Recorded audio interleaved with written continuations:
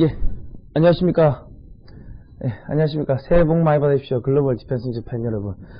자, 올해도 새해가 밝았는데요. 저희는 또 올해도 더 좋은 소식으로, 더 좋은 방송으로 여러분들께 보답하도록 하겠습니다.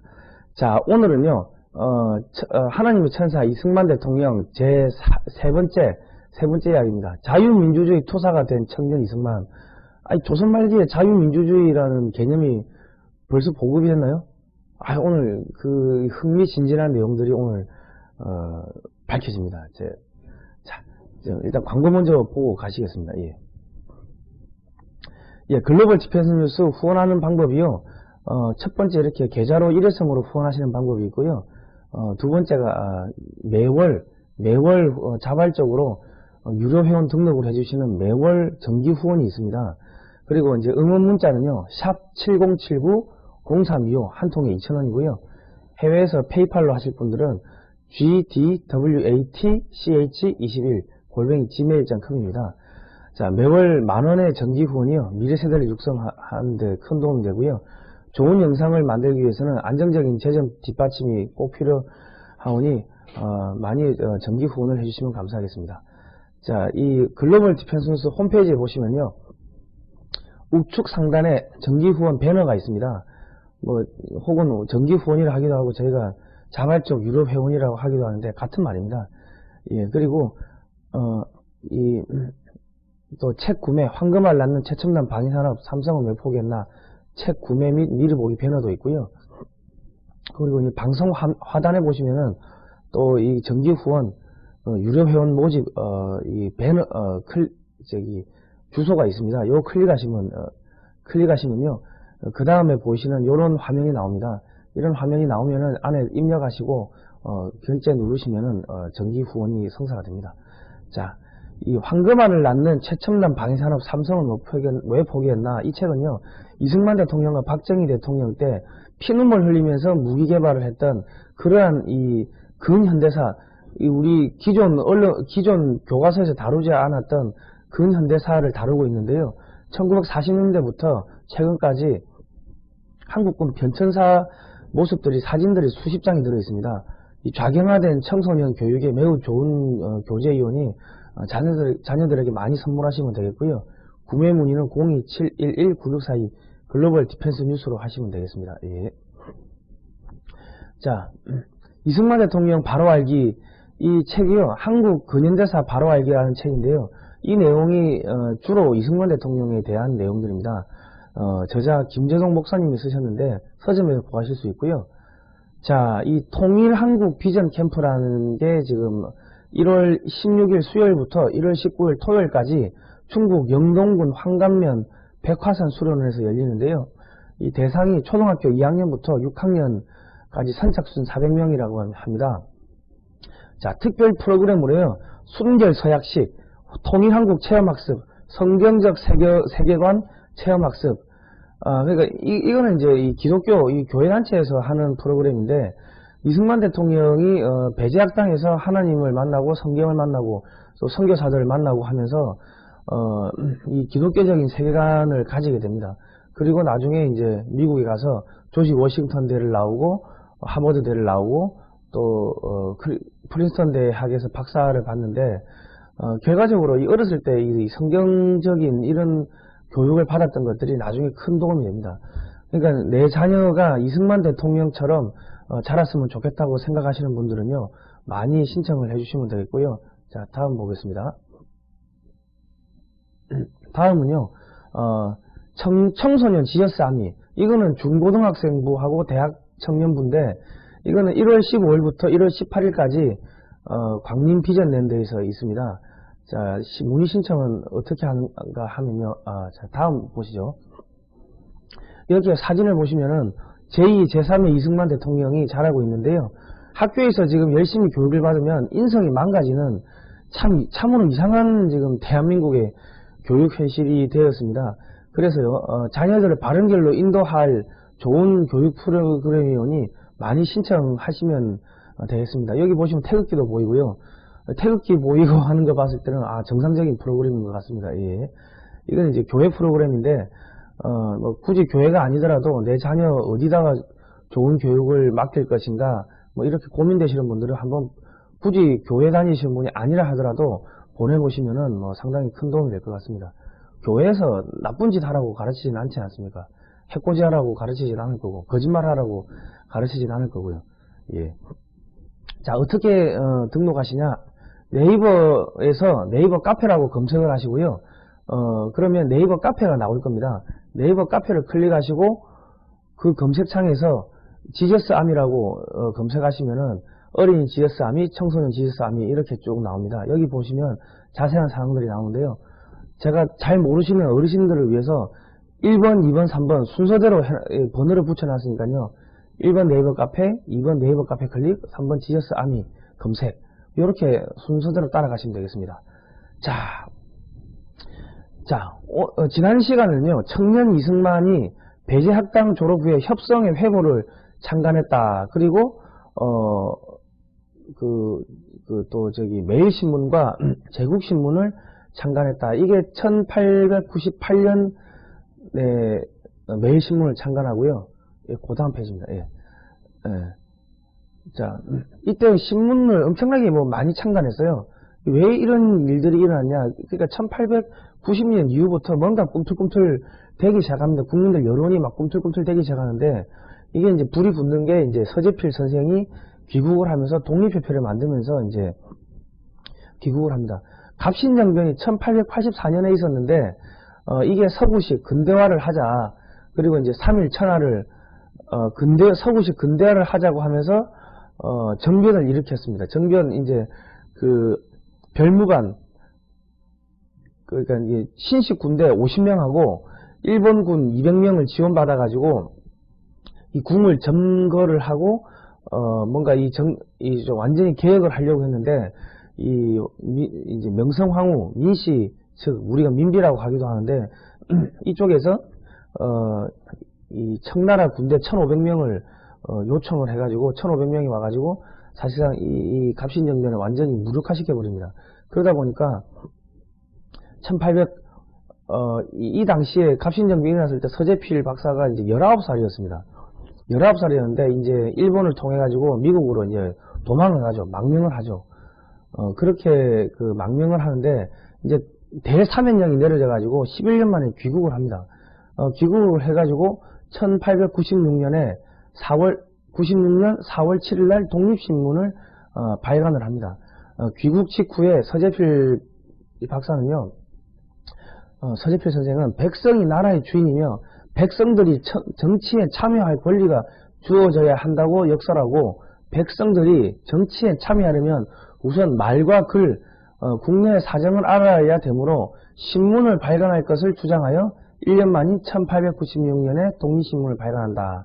그러나 독립신문의 발간 외에도 서재필 선생은 말과 글, 국내 사정을 안다고 해도 백성들 스스로가 자기 권리를 주장하지 않는다면 누구도 백성들에게 권리를 주지 않는다. 자유와 권리는 공짜로 주어지는 것이 아니라며 조정과 관청을 향해 민중의 목소리를 낼 수 있는 기관을 만들 것을 역설했다. 이에 윤치호, 이상재, 유길중 등은 적극 동조했다. 이렇게 되어 있고요. 자, 왼쪽에 보시면 서재필 선생 동상이 워싱턴에 있습니다. 그리고 또 왼쪽에 보시면 이승만 대통령하고 이렇게 찍은 사진도 있고요. 자, 이제 다시 본론으로 돌아가겠습니다. 본래 계하파에 속하는 서재필을 중심으로 이상재, 이승만, 윤치호 등이 주도했고 이완용, 여기 이완용이 나오네요. 안경수, 박정양 등 당시 정부의 고위 관료들도 참가했으며 남궁옥, 안창호 등의 지식인들도 참여하였다. 1896년 2월 결성되었다가 활동이 지지부진했던 김윤식의 건양협회를 흡수하여 규모를 키웠다. 그러니까 이 독립협회라는 게 단순하게 민간 조직이 아니고 정부 관리들도 참여할 정도로 반관반민. 그러니까 지금으로 우리 이야기하면 노사정 그런 기구 같은 그런 약간 반관반민 그런 기구였던 것 같아요. 자, 서재필은 정부 관료들 상대로 태종 때의 신문과나 세조 이후의 격쟁, 영조 이후 부활된 신문고의 사례를 예로 들며 백성들의 의견을 수렴할 기관이나 단체의 조직 또는 백성들의 목소리를 낼 수 있는 조직의 필요성을 역설하였다. 또한 신문고는 아는 사람만 접근이 가능하고 지방과 산골의 백성들이 쉽게 접근할 수 없음을 들어 백성들이 쉽게 접근할 수 있는 하나의 단체를 조직해야 함을 설명하였다. 이에 1896년 7월 2일 한성부에서 독립협회를 결성하게 되었다. 그러니까 이 관청이 이 정부에다가 우리 신문고 같은 거 해야 되는데, 아이고 이거는 뭐 옛날 신문고는 뭐 너무 구석지에 있어가지고 전국적인 조직망하고는 조금 거리가 있었습니다. 우리 새로운 거 하나 만들어야 됩니다. 이렇게 정부에 건의를 해가지고 지식인들층하고 그때 이승만 그러니까 정부의 관료였던 유한영, 안경수, 박정향 이런 사람들, 정부 관료 반, 민간 반, 반관 반민 이런 형태로 독립협회가 이제 출범이 되었다는 겁니다. 자, 초기에는요, 지식인들과 사대부, 관료들의 사교 클럽과 시사 토론 형식으로 진행되었으나 기타 사대부와 중인층, 지식인층까지 참여시켰고 이후 본래 설립 목적인 민중 계몽을 위해 일반 백성들도 집회에 참여시켰다. 처음에는 귀족들만 했는데, 이 소위 말해 좀 배운 사람들만 했는데, 점점 하면서 이제 일반 백성들까지 이제 독립협회에 참여를 하게 된 거죠. 이게 사람이 모인다는 건 그만큼 정치 세력이 커진다는 겁니다. 자, 그 다음에 어디까지 가냐면요. 백정과 노비 등의 참여를 놓고 최초에는 논란의 여지가 있었으나 서재필, 윤치호, 이상재의 적극 지지로 백정과 노비들도 참여하게 되었다. 협회는 1896년 7월부터 1899년 12월까지 서구 문물 수용과 내정개혁, 민중의 정치 참여를 요구했고 열강의 주권 침탈에 저항하였으며 지배층의 중세적 인권 유린의 상황 속에서 주권 독립운동, 민권운동, 자강운동, 내정개혁 등을 주장하고 활동을 전개해 나갔다. 이제 이렇게 지금 뭔가 이 전제왕권하고 조금 반대되는 듯한 이 국민이 주인이다 이런 내용들이 지금 점점 이제 무르익어가고 있고, 이게 지금 독립협회를 통해 가지고 계속 토론회를 하면서 국민들 사이에서 퍼지고 있습니다. 이게 옛날에는 이 노비 백정이란 것은 그냥 짐승에 불과했고 이 귀족들 이 사대부가 가지는 그냥 재산에 불과했습니다. 그런데 이 사대부하고 이 노비들하고 백정하고 같이 앉아가지고 야 이렇게 하면 되겠어, 저러고 하면 되겠어, 이런 이야기들을 같이 한다는 것 자체가 이거 엄청난 진짜 이 해가 서쪽에서 뜰 엄청난 경천동지할 일이었던 거죠. 자, 처음에는 그냥 술자리 사교 클럽으로 시작된 독립협회가 점점 이렇게 이제 커지고 있고요. 자, 지금 독립협회 참여자 수가 늘면서 각 지역 백성들이 참여하게 되는 만민공동회를 개최하였다. 그리고 학생들에게 토론과 타협을 가르치는 협성회를 산하기관으로 조직 구성하였다. 이 청년 이승만이요, 배제학당 후에 협성회 회보를 창간을 하는데 그게 1898년 1월 1일 청년 이승만이 24살 때입니다. 이 청년 이승만이 1875년에 태어나가지고 24살 때 협성회에 회보를 만드는데, 회보를 어떻게 만들었냐. 그 배제학당에 보면은 성경책 찍어내고, 주보 찍어내고, 찬송가 찍어내고 하는 그런 것들 인쇄기가 있었지 않습니까? 그 인쇄기를 동원해가지고 협성회보를 찍었던 거예요. 그 협성회보에는 뭐가 들어갔냐? 우리 앞에서 봤지만은 국내외 소식, 국내 소식, 국외 소식, 그리고 학생의 여러 가지 이야기들, 이런 것들이 1면, 2면, 3면, 4면에 걸쳐가지고 들어갔고, 순국문, 순 한글로만 쓰여졌다는 거지. 일반 백성들도 잘 알아야 되니까요. 자, 그리고요, 지금 독립협회 보니까 이 사람들이 또 뭘 했냐고 보니까, 민중 스스로 인권과 참정권을 주창하게 되고, 대외적으로는 자주국을 표방하면서 독립운동과 독립문 건설과 독립공원 조성을 목적으로 또 그 기금을 또 이렇게 막 거뒀다고 합니다. 이게 이제 이 독립이 어디로부터 독립을 하게 됐냐? 갑신정변이 왜 일어났냐면요. 명성황후 민비라고 하는 이분이 너무 이제 청나라에 굽실굽실대고 이모군란 때도 청나라의 힘을 빌어가지고 이모군란을 진압을 하니까 청나라가 너무 이제 간섭이 심해진 거죠. 그에 반발해서 일어났던 게 갑신정변입니다.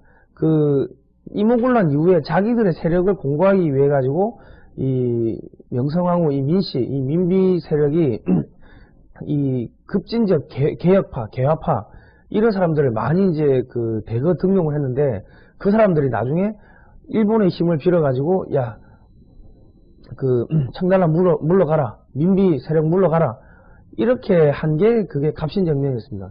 그러다 보니까 이 독립협회는 서재필이 그 당시에 갑신정변 때 19살이었는데 미국에 갔다가 11년 만에 돌아와가지고 처음 한 게 독립협회를 세운 거고, 그리고 이제 청나라 사신을 맞이했던 영은문, 은혜를 맞이한다. 청나라 사신이 오는 게 은혜가 온다, 은혜를 맞이한다 해가지고 그게 영은문이었는데 저걸 헐어버리고 청나라로부터 독립하자는 뜻에서 독립문을 세운 거죠. 지금 경복궁 지하철 3호선 경복궁역 그 다음 역이 독립문역이지 않습니까? 서대문에.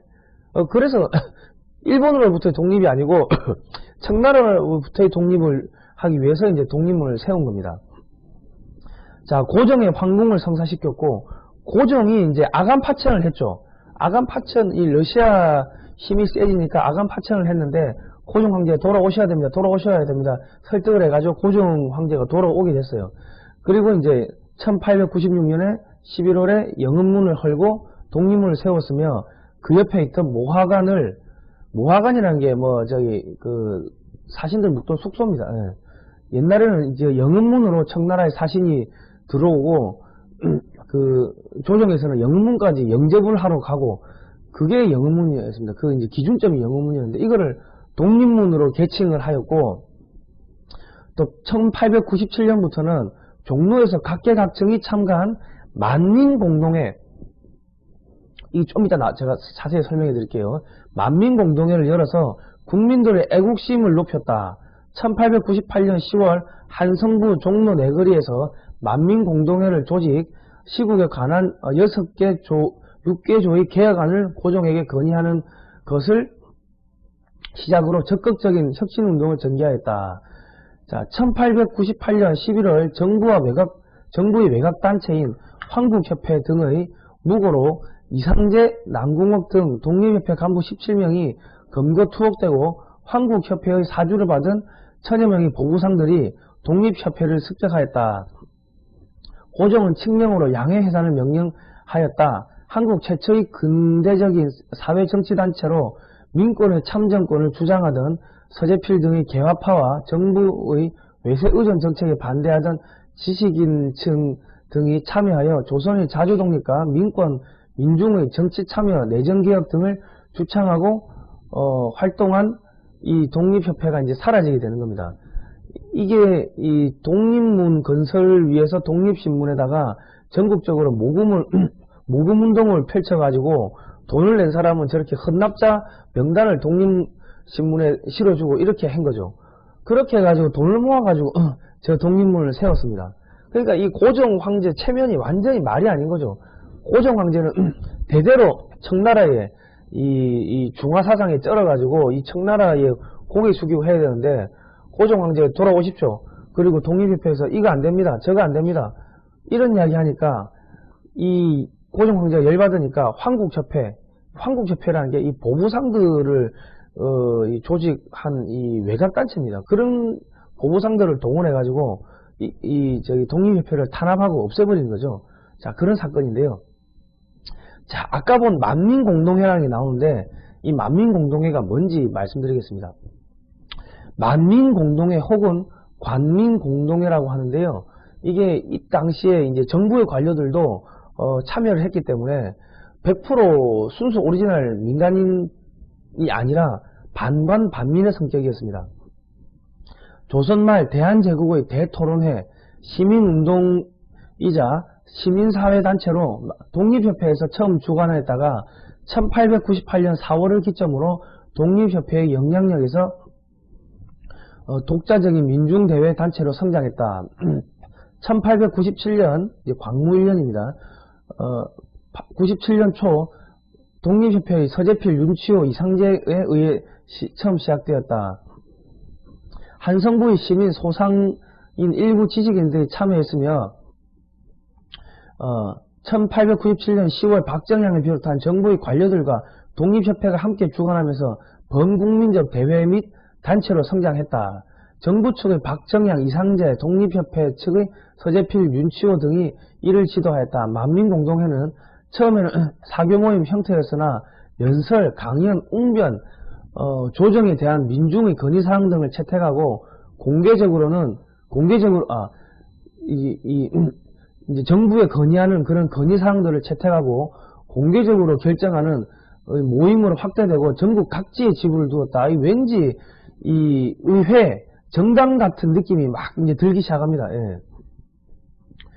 아직 의회 정치가 시작된 건 아니지만 정당의 모습을 갖춰가고 있는 거죠.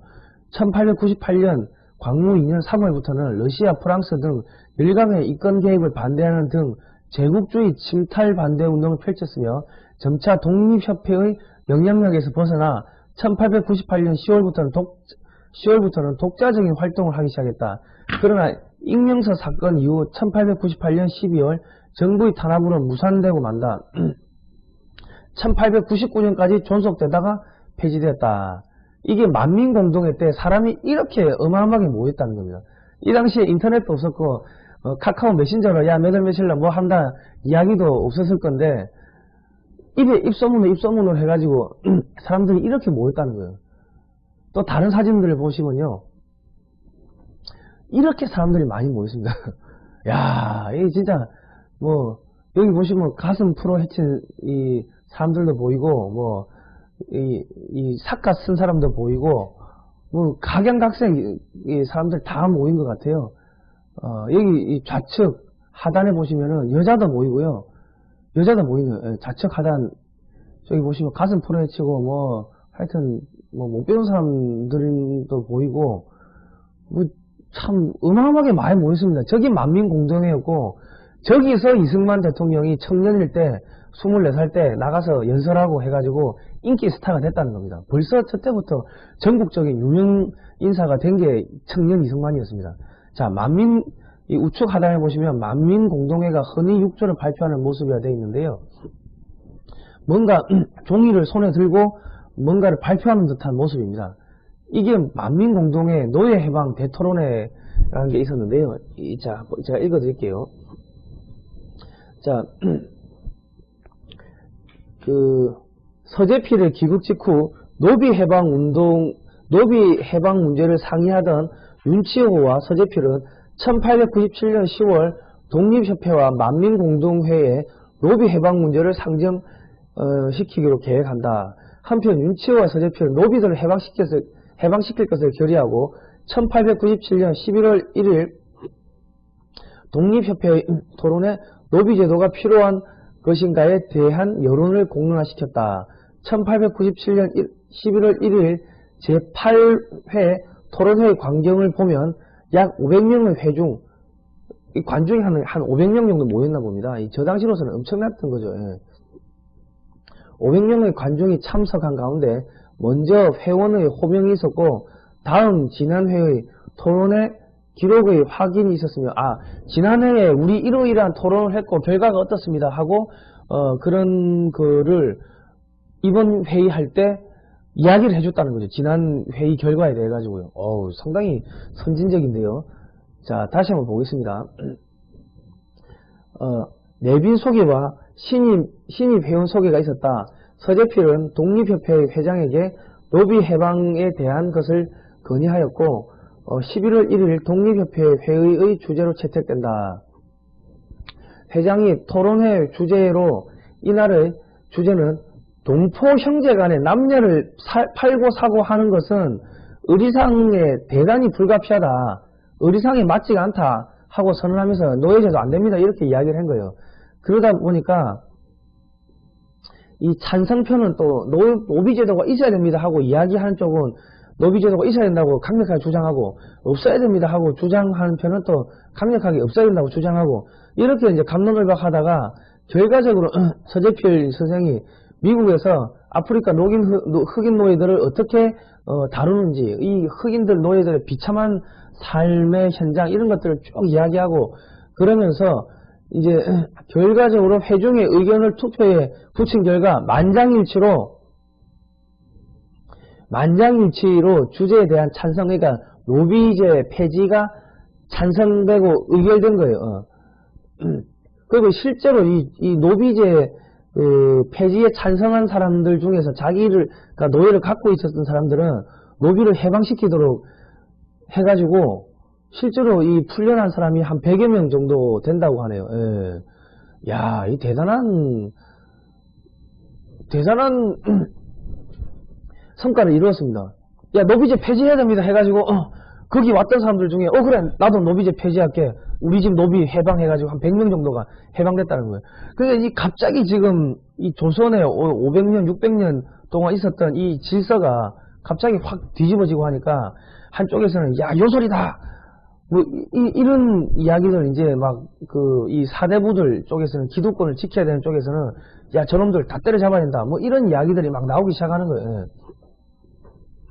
한성부 양반가에서는 노비 문서 독립협회의 결과에 따라서 한성부 양반가에서 노비 문서를 불태우고 노비들을 석방시키는 이들이 나타났으며, 당시 참관자에 의하면 토론이 매우 진지하였으며 토론의 결과 100명 이상의 노비들이 자발적으로 해방되었다고 단언할 수 있었다. 그러니까 최소 100명은 해방됐고 그 이상 해방되었다는 거죠. 예.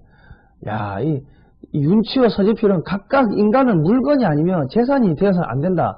인간의 생명은 하늘이 부여한 것이라고 역설하고 있다. 역설하고 다녔다. 시중에서는 이들이 사상을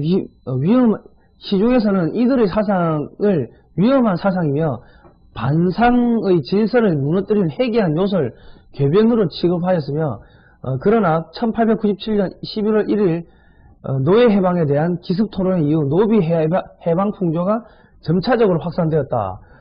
야, 이 노비 해방이 자발적으로 이 독립협회의 이 만민공동회에서 토론회에서 자발적으로 노비 해방이 결정되고 자발적으로 노비 해방 풍토가 확산된 겁니다.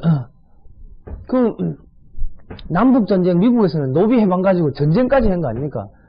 근데 우리는 전쟁이 아니라 양반들도 나 노비 해방할게 이래가지고 한 100명 이상이 해방됐고 점점 노비 문서 불태운 집이 많아지고 됐고 자발적으로 이 노비 해방이 이루어졌다는 거예요. 이 얼마나 이 어마어마한 사건입니까? 야, 우리 왜 이런 거는 학교에서 안 가르치죠? 저도 몰랐네요. 자, 이거는 이영훈 교수님이 쓰신 그 이승만 대통령에 대해서 이승만 학당의 학장을 맡고 계신 이영훈 교수님이 쓰신 세종은 과연 성군이었는가 하는 책에 보면요, 세종대왕 때 노비 기생이 엄청나게 양산하는 그런 법안들을 통과시켜가지고 노비하고 이게 기생이 엄청나게 많이 늘었대요.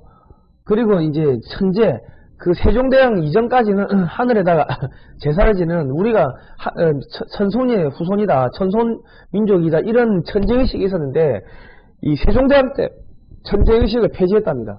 그리고 우리는 명나라의 제후국이다 이런 식으로 4대 중화사상을 갖다가 중화사상 4대주의를 확산시키고 고착시킨 게 세종대왕이라는 거죠. 세종대왕이 아니라는 겁니다. 그런 책이 지금 나왔는데 여러분 이 책은 꼭 한번 읽어보시기 바랍니다.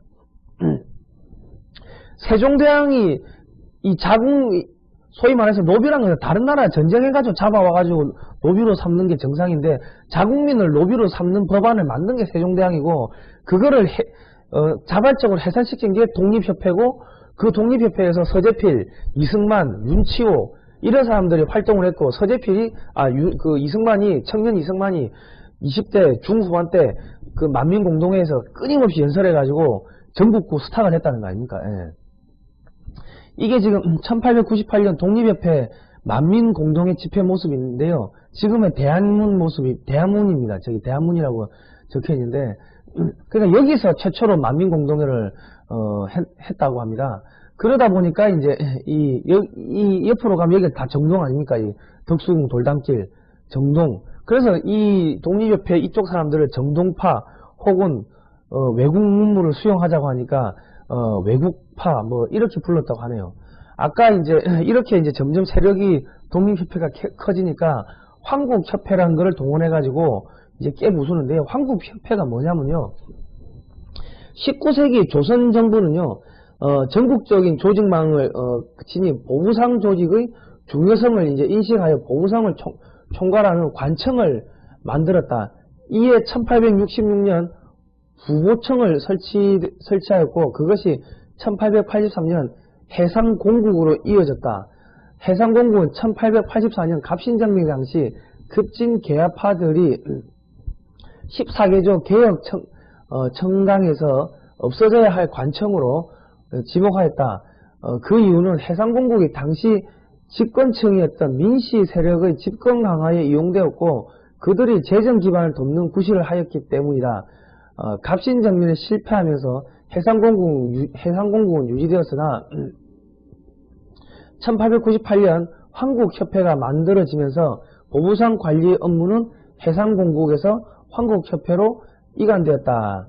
이제 이게 뭐냐면은 보부상이 전국을 돌아다니니까, 야, 전국에서 어떤 소위 말해서 역적모의 하는 놈들 있어 없어? 정보 수집해와. 이런 것들을 보부상한테 시켰다는 거죠. 그러니까 이 명성황후 민씨가 자기들 권력 기반을 공고히 하기 위해 가지고, 소위 말해서 지금 말하면 국정원 같은 전국 정보망으로서 이 보부상을 활용을 했다는 겁니다. 예. 그런데 이런 보부상들이 나중에 이제 황국협회로 넘어가면서 이 황국협회를 동원해 가지고 이 독립협회 세력이 커지니까 고종 황제가 이 독립협회를 깨부수는데 황국협회를 동원을 하고 이제 뭐 돈도 주고 뭐 이런 것들을 저기 했다는 거죠. 예. 그 황국협회 지도부에는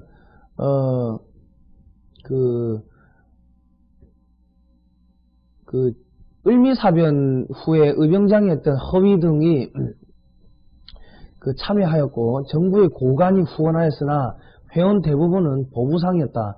회장은 법부 민사국장 이기동이 맡고, 대한제국 황실에서도 천원을 하사하였다. 황국협회 발족식은 훈련원에서 거행되어 정부 측의 전폭적인 지원을 보여주었다. 그러니까 이 소위 말해서 독립협회가 커지니까 그에 대항마로 이 관에서 주도하는 이 보부상 협회, 황국협회를 대대적으로 육성을 한 거죠. 자, 지금 이제 국제정세가 어떻게 돌아가는지를 우리 지난 시간에 했던 걸 다시 한번 이렇게 보면요. 1885년에 거문도 사건이 있었습니다. 조선과 러시아가 이제 조약 체결하고 수호 조약을 체결하고 1년 정도 지나서 이제 거문도, 영국의 군함이 거문도를 점령한 사건이죠. 자, 이 영국은 언제 아시아로 왔냐? 이 1800년대 중반부터 이 소위 말해서 중동에서 이 러시아의 남하를 막기 위해서 싸우다가 러시아가 계속 남하니까 계속 막고 하다가 1840년경에 어디로 왔냐? 이 제1차 아편전쟁을 통해 가지고 저기 홍콩을 이제 얻습니다. 그리고 1860년에 제2차 아편전쟁을 통해 가지고 베이징을 점령하고요. 뭐 이런 식으로 해가지고 지금 그 당시에 1885년도면 이미 서해안에는 영국 배들이 왔다 갔다 하고 있었던 상황인데, 러시아를 막으려고 이 아시아까지 왔는데 갑자기 조선이 러시아하고 수호 조약을 체결하니까 야, 이 뭐지 싶어서 거문도를 점령을 해버린 거예요. 그리고 이제 1894년도부터 이 동학농민운동이 이제 일어났고요. 그 다음에 이제 동학농민운동을 진압하러 들어왔던 이 청나라 군대하고 이 일본 군대가 이제 돌아가야 되는데, 일본이 이제 자기들이 이제 내부에서 이제 막 또 이루부미가 좀 이 탄핵 결의안도 발의되고 하니까 정치적으로 해외에다가 뭔가 이슈를 돌려야 되고 전쟁도 해야 되고 하다 보니까 야 청나라 나가라 임마. 우리 청나라하고 우리 일본하고 조선을 공동으로 관리하자. 뭐 이런 식으로 제안을 합니다. 그러니까 청나라가 무슨 소리? 야 임마 우리 조선은 막 우리 건데 하고 노 하니까 일본이 청나라한테 이제 너희하고 절대로 안 사겨 하고 일단 단절하겠다 이런 국교 단절 이런 거를 이제 뭐 보내고요. 두 번째도 한 번 더 야 청나라하고 일본하고 같이 조선을 점령하자 같이 나눠 먹자 하니까 청나라가 야 무슨 소리 천만의 말씀 그러니까 일본이 바로 이제 이 한반도로 들어와 가지고 한반도에 있던 이 청나라 군대들을 격파를 하고 이제 결과적으로 만주까지 올라가서 산동반도 요동반도를 다 점령하는 그러한 상황이 생깁니다. 그러다 보니까 국제적으로 압력이 들어오니까 시모노세키 조약을 맺어 가지고 이 요동반도하고 대만을 할량한다 이런 시모노세키 조약을 맺었는데 그거를 맺자마자 6일 후에 1895년도에 시모노세키 조약을 맺고 6일 후에 4월 17일 날 협약을 맺고요. 4월 17일에서 6일 후에 러시아가 독일과 프랑스를 끌어들여 가지고 야 요동반도에서 일본 빠져 이런 식으로 해가지고 이 시모노세키 조약을 갖다가 완전히 무력화시켜 버립니다. 이게 이제 삼국 간섭이고요. 이 이제 일본이 여기서 러시아도 한번 조져야겠구나. 우리 청나라는 갈아엎었는데 러시아도 한번 박살내야겠구나. 이런 생각을 하면서 10년 동안 이를 갈기 시작합니다. 그런 상황에서 고종과 이 민비, 명성황후 이 민씨 세력들은요. 야 러시아가 세네. 우리 러시아한테 붙어야겠다. 이렇게 해가지고 러시아 쪽으로 계속 점점 친러시아화 됩니다. 그러면서 이제 러시아를 끌어들여가지고 일본과 이 청나라를 그러니까 청나라는 이미 조선에서 물러갔고 일본이 점령을 하니까 러시아의 힘을 끌어들여가지고 일본을 좀 이렇게 견제를 하고 내쫓아내려는 그런 의도에서 이제 계속 친러 행보를 보이니까 일본이 그 친러 행보의 핵심인 명성황후 민비라고 하는 이 민씨를 갖다가 살해하는 게 그게 을미사변입니다. 1995년 10월 8일이고요. 그 이후에 이제 고종이 거의 가택연금 수준으로 이제 궁에 감금되다시피 하죠. 일본에 의해 가지고. 그러다 보니까 춘생문 사건이래 가지고 이승만 뭐 이런 양반들이 그리고 미국의 선교사들 이런 사람들이 동원이 돼 가지고 이 고종 황제를 일본의 손에서 빼와 가지고 미국의 미국 고종 황제를 일본의 손아귀에서 빼오려고 하는 사건, 그게 사실 발각은 됐는데 이게 춘생문 사건입니다. 이 사건으로 청년 이승만이 이제 누나 집에 한 3개월 이제 도망을 가죠. 그리고 이제 그 사건이 있은 이후에 바로 러시아 공사관으로 피난을 갑니다. 이 고종 황제가요. 아간 파천을 해버린 거죠. 만약에 이 춘생문 사건 때 미국의 소위 말해서 미국 측 대사관으로 도망을 갔다면은 이 역사가 달라졌을 건데 러시아 측으로 이 아간 파천을 하면서 고종 황제가 완전히 인생이 꼬여버리고 조선이 이 일본의 식민지가 되는 뭐 그러한 상황으로 이제 전락하게 됩니다. 이 상당히 이 정치인의 이 판단 미스가 얼마나 이 많은 사람들을 죽이는지 진짜 여기서 우리가 뼈저리게 느끼는데요. 자, 그래서 아간 파천을 했던 이 고종 황제를 독립협회 서재필이 계속 주장을 해가지고 다시 모시고 온 거죠. 그러다 보니까 독립협회의 힘이 점점점 커지는 거고요. 자, 여기 보이시죠? 제가 왼쪽에 보시면 이 순서대로 이렇게 나옵니다. 자, 지금 이 군주제를 여기 이승만 기념관이라는 곳에 인터넷에서 이승만 기념관을 쳐보시면요. 쭉 자료가 나오는데 1898년 11월 5일날 군주제를 폐지하고 공화정을 도입하려는 혐의를 받아 독립협회 이상재, 남궁옥 등 17인이 체포되자 이게 익명성 사건이에요. 누가 익명으로 투서를 한 모양입니다. 저 사람들이 왕을 끌어내리고 공화정을 선포하려고 한다 이런 식으로 투서를 했다는 거예요. 이승만은 배제학당 학생 등 대중을 끌고 경무청과 평림원, 그러니까 지금 고등법원입니다. 고등법원 앞에서 철야 농성을 벌여 석방시키는 데 성공했다. 1898년만 하더라도 청년 이승만의 그런 입김이 어마어마하게 셌다는 거죠. 그리고 1898년 11월 21일 만민공동회에서 연설을 하던 중 수구파들이 보낸 보구상 2000여 명이 습격을 해서 유혈 충돌이 일어났다. 그리고 1898년 11월 26일 그 고종 황제가 독립협회를 달래기 위해서 헌의 6조의 실시를 약조하고 이승만, 남궁업 등 50여 명을 중추원 의관 종국품으로 임명을 한다. 야, 이제 역사적 반전이 됐습니다. 시민단체에서 야, 으쌰 하다가 이제 정부 관리로, 지금으로 이야기하면 뭐 국회의원 정도 되겠죠. 뭐 한 자리 받아가지고 다들 들어간 거예요. 자, 근데 헌의 6조랑에 나오는데 고종이 헌의 6조를 받아들였다. 이 국민들 여론에 떠밀려가지고 이게 뭐냐 보니까요. 외국인에게 1조가 외국인에게 의지하지 말고 관리와 백성들이 마음을 함께하고 힘을 합쳐 전제왕권을 굳건히 한다. 그리고 두 번째가요. 광산철도, 석탄, 산림 및 차병은 정부가 외국인과 조약을 맺는 것이니 만약 각 부위 대신들과 중추원 의장, 여기 중수원이라는 것은 민중의 대표 국회의장입니다. 그 중추원 의장이 합동하여 서명하고 날이라는 것이 아니면 시행할 수 없다.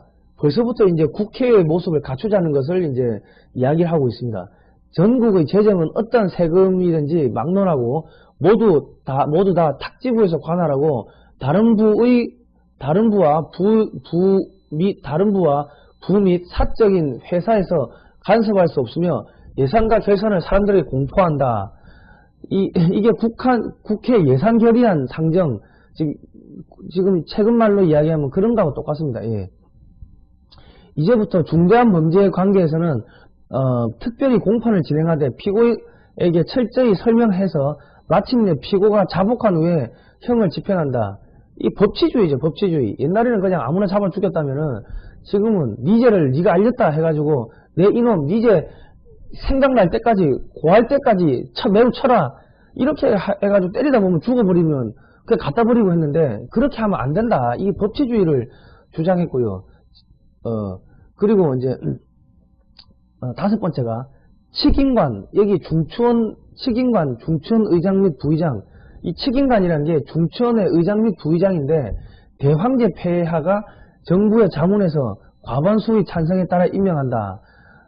자, 말은 전제 황권 강하지만은 사실은 안에 내용을 보면은 입헌 군주제로 가자는 내용이었습니다.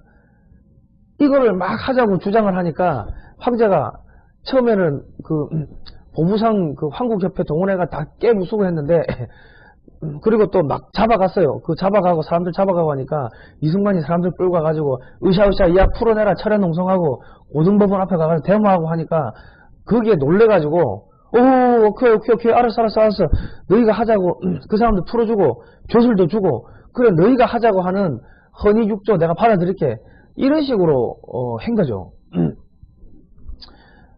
그러니까 이 독립협회에서 중추원 개편안이라는 게 나왔는데 이게 뭐냐면요. 중추원을 상원의원 형태로 개편을 하자는 거였어요. 상원의원 형태.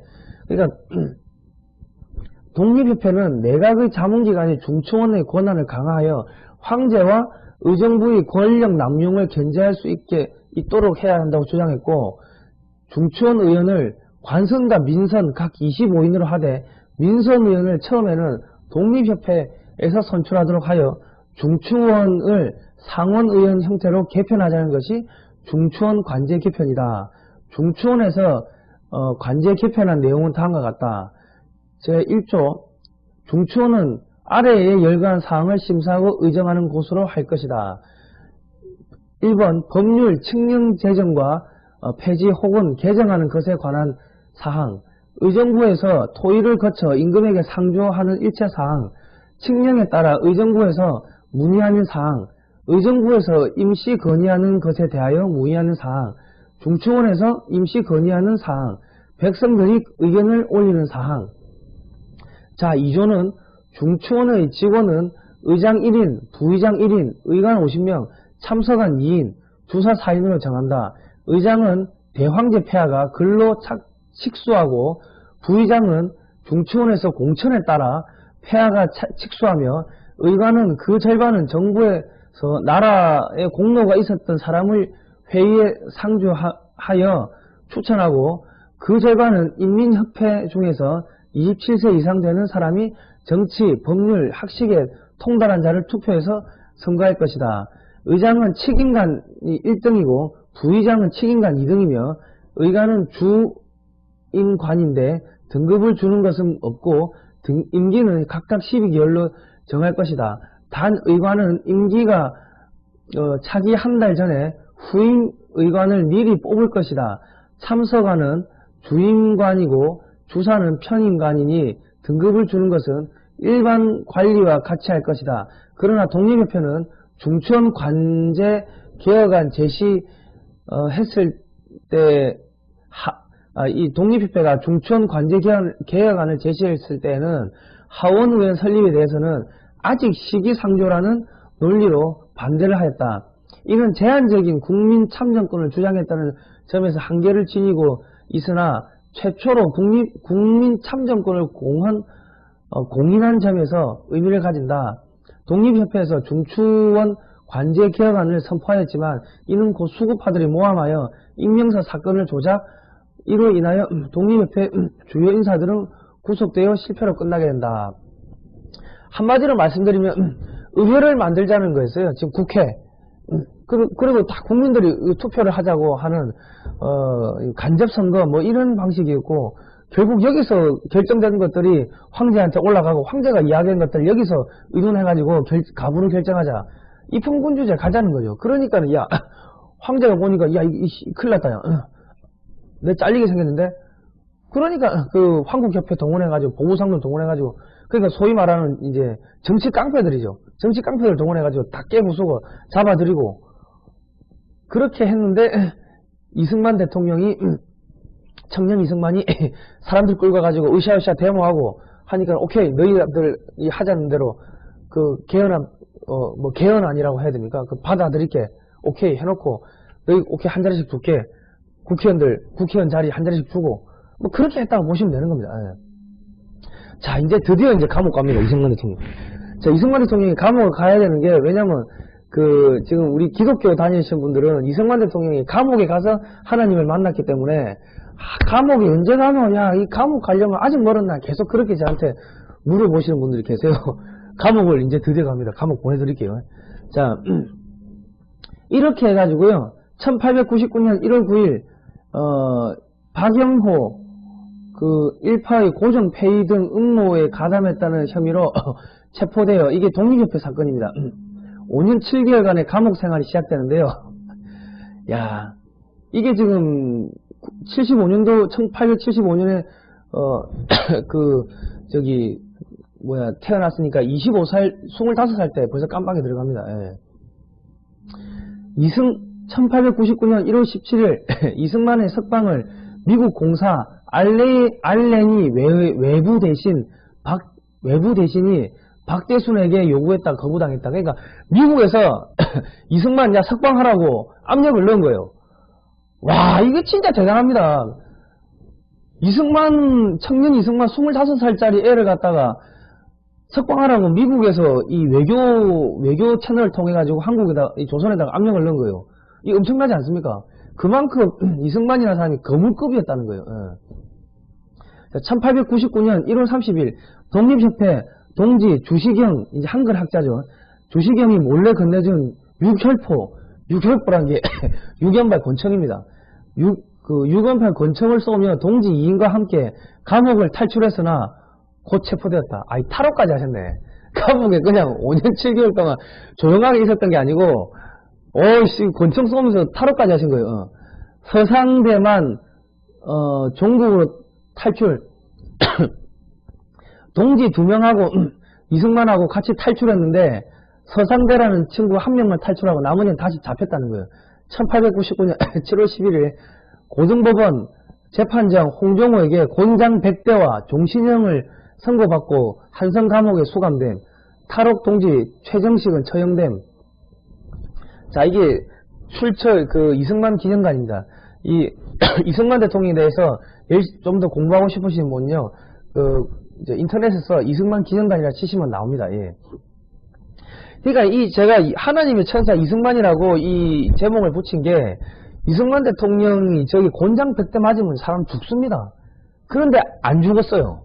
탈출했다가 잡혀와가지고 같이 탈출한 사람은 사형당했는데 안 죽었어요. 이거 하나님이 보호해 주신 거 아닙니까? 하나님이. 그리고 미국에서도 야 압력을 넣어서 야 풀어주라고. 와, 대단하지 않습니까? 자, 그런데요, 자, 이 만민공동회를요, 야, 이 김제동, 대전에 김제동이 만민공동회든 휴일에도 집회 이어져 2016년 12월 24일 날 대전뿐만 아니라 전국적으로 개그맨 김제동이 돌면서 만민공동회라는 걸 개최해가지고 박근혜 하야하라, 박근혜 탄핵하라, 박근혜 구속하라, 이런 거를 했습니다. 이승만 대통령과 서재필 선생의 만민공동회는요, 여름 수렴을 하고요, 광장 민주주의였고, 여름 수렴의 광장이었고, 법치주의를 주장했고요, 노비 해방, 인권을 주장했고요, 중국 사대주의 타파하자고 주장했고요. 그래서 영은문을 해체하고 독립문을 건설하고 외세 배격 운동을 하고 이런 거 아닙니까? 근데 지금 이 사람들이 이 소위 말 김제동이나 이때 지금 만민공동회에 참가해가지고 만든 사람들이, 이 사람들이 만든 정권이 문재인 정권인데, 문재인 정권은요, 드루킹 댓글 조작 사건, 이 킹크랩이라는 프로그램을 써가지고 1억 개의 이 기사에 달린 댓글 민심을 갖다가 조작을 하고 왜곡한 거 아닙니까? 그게 드루킹 사건이죠. 여론 조작으로 대통령이 된 거예요. 여론 조작이 없었으면 대통령이 못 됐을 겁니다. 문재인은요. 그리고 지금 민간인 사찰 주도했죠. 이건 민주주의 탄압입니다. 자기들이 민주주의 탄압한다고 그래놓고 자기들이 민간인 사찰한다고 난리 쳐놓고 자기들이 지금 사찰하고 있고, 태극기 집회 후원금 낸 사람들 4만 명인가 경찰이 전부 뭐 조사하고 불러다가 조사하고 한 거 아닙니까? 왜 조사를 합니까? 이게 민주주의 탄압하는 거죠. 그리고 법치주의 파괴 지금 무슨 위원회 만들어가지고 재판도 없고 뭐 그냥 엉망진창 아니면 상권 분립이 완전히 무력화돼 버렸죠. 그리고 박근혜 대통령 구속을 했는데 증거인멸과 도주의 우려가 있습니까? 없죠. 그런데 아무런 죄가 나온 것도 없는데 구속시켜놓고 지금 2년 동안 60세 넘을 여성을 갖다가 감옥에 가다 놓고 일주일에 4차례씩 재판을 한다는 게, 이거 인권 유린입니다.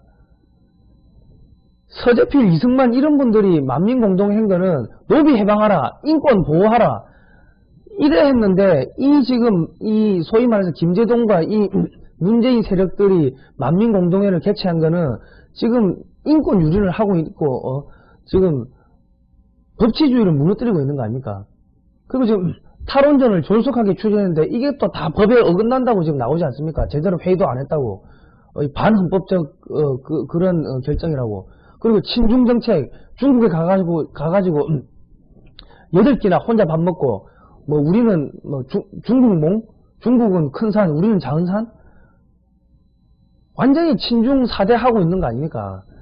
그리고 친북정책, 김일성 왕조를 숭배하고 있어요. 이승만 서재필의 만민공동회는 입헌군주제 하자 했는데, 지금 이 사람들이 문재인 정권, 김제동 이쪽 세력들이 했던 그 만민공동회라는 것은 김일성 왕조를 숭배하고 있고요. 종북 주사파 밀실야합을 지금 주도하고 있고요. 민주주의를 가장한 독재 정치를 하고 있고요. 이 민주독재죠. 그리고 5.18 광주 민주화 유공자 명단 공개를 안 하고 있어요. 광주 민주화 유공자 얼마나 자랑스럽습니까? 자랑스러운데 왜 명단을 숨기고 꽁꽁 숨기고 있습니까? 그러니까 지금 소위 말해가지고 문재인 정국과 대한민국의 민주화 세력이라는 사람들은요, 전부 거짓말쟁이들이고 사기꾼들이라는 이야기죠. 자기들이 민주화 운동했다고 하는데 만민공동회 이름만 따와가지고 만민공동회 했지만은 이 사람들은 학교 다닐 때 공부 안 하고 돌만 던지고 화염병만 던지고 했기 때문에 만민공동회의 진짜 목적과 의미, 노비 해방, 인권 존중, 중국 사대주의 타파, 여론 수렴의 광장, 법치주의 이런 것들은 하나도 정신을 안 살리고 이름만 따왔다는 거, 이름만. 이 얼마나 이 비참합니까?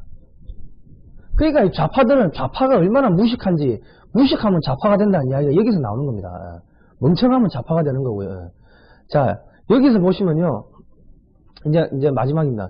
이 지금, 이 소위 말해가지고, 백범 김구 선생을요, 이 좌파들, 진보라는 사람들, 이 진보 진영, 뭐, 혹은 좌파 진영에서 백범 김구 선생을 엄청나게 띄우는데요. 독립협회가 1896년에 7월 2일날 설립이 됐고, 청년 이승만이 배제학당 졸업 후에 협성회 회보, 언론, 신문을 만든 게 1898년 1월달입니다.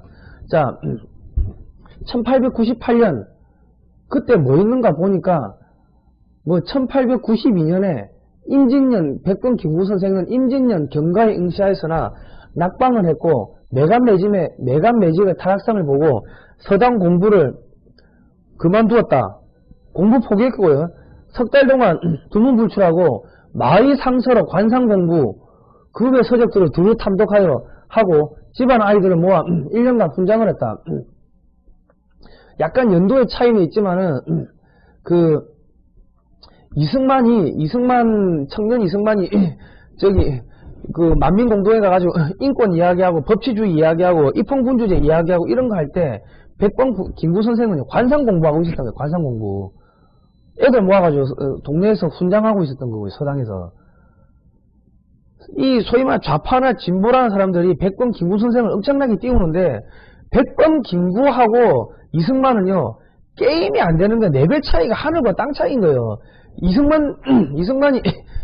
청년 이승만이 자기가 양녕대군 16대선 왕족 출신임에도 불구하고 사상을 미국의 선교사들 만나고 배제학당을 만나면서 정치적 자유, 종교적 자유 이런 자유란 개념을 만나면서 우리 국민들 이 죽어가는 이 백성들을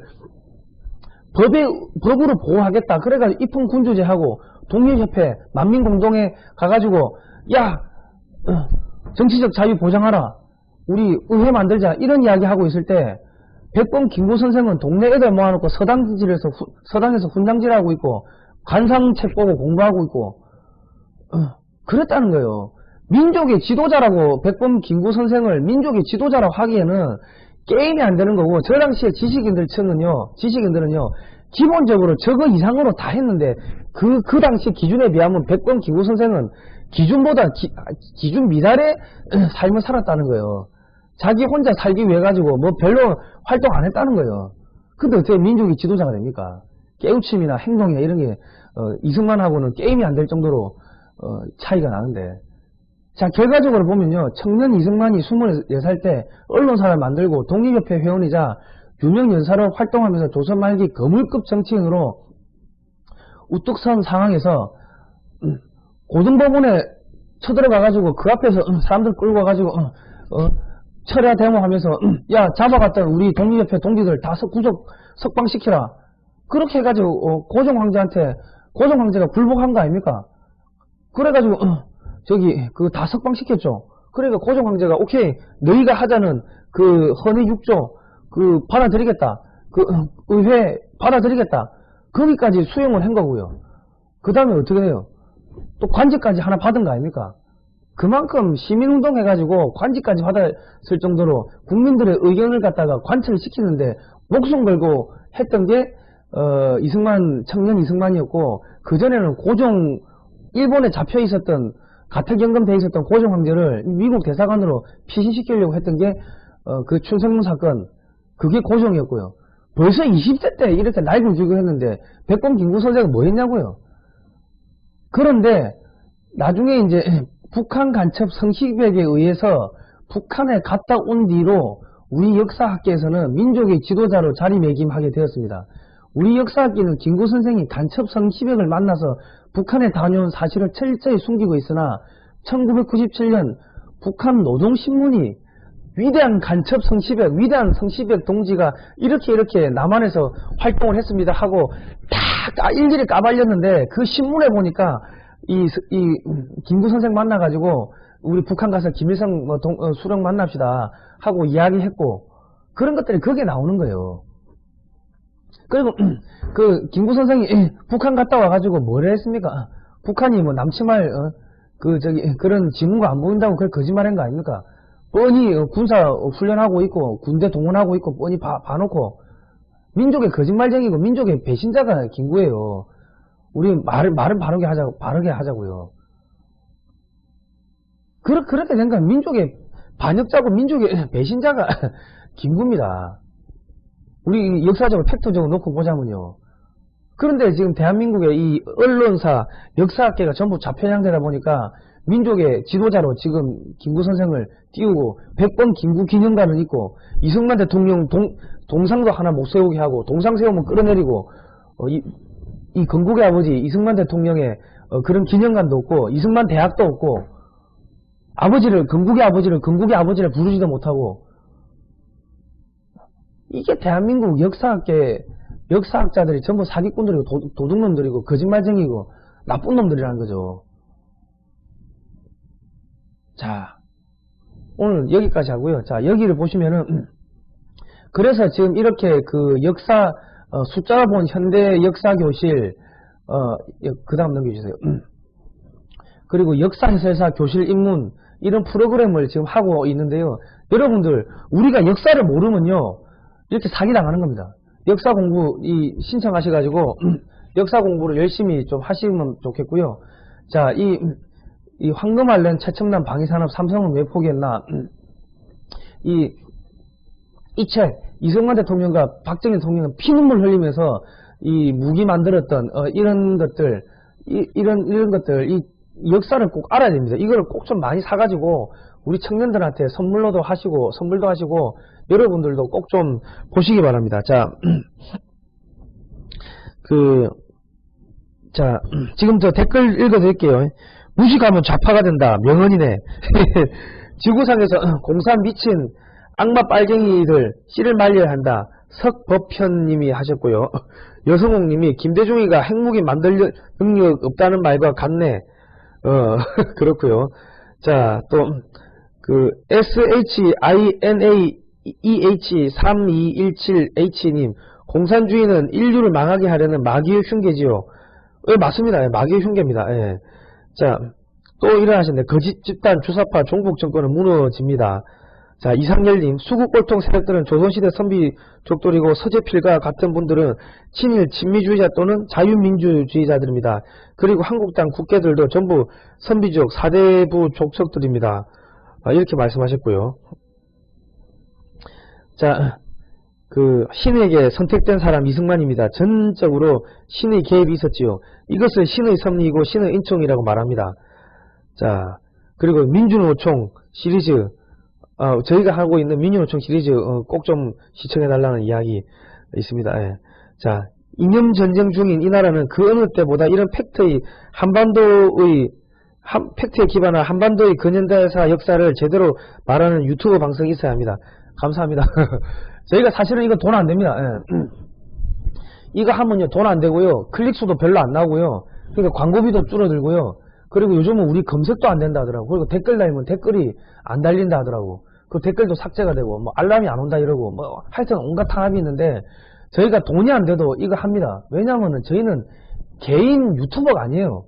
글로벌 디펜스 뉴스라는 언론사고 2014년